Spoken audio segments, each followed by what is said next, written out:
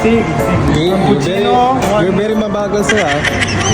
Right now, we're gonna go again to Starbucks because he treat us. Okay. Well, you're very mabait, sir.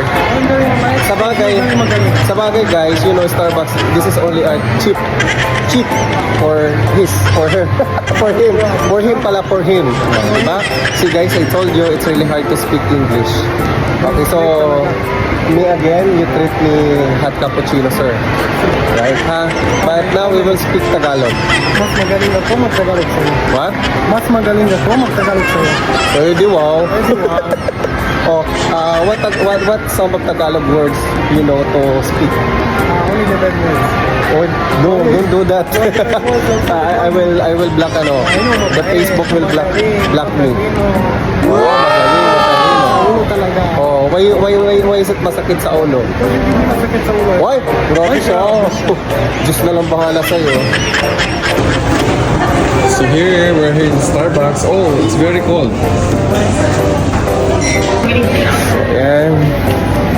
Order ulit kami. Here. Starts the line here.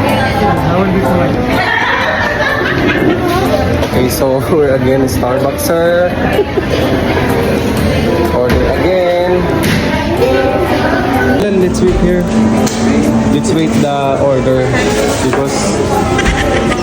because Starbucks. What is your favorite coffee?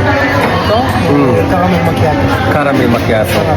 And how about the cold one? Java chip.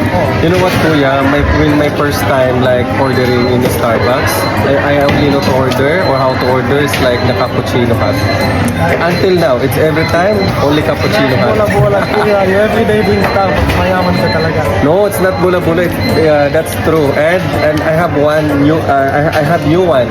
It's like cinnamon. Oh, yeah. I know to order that cinnamon. Diba? So next time cinnamon.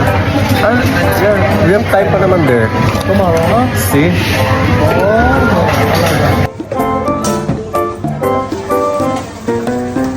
So guys, here's our order.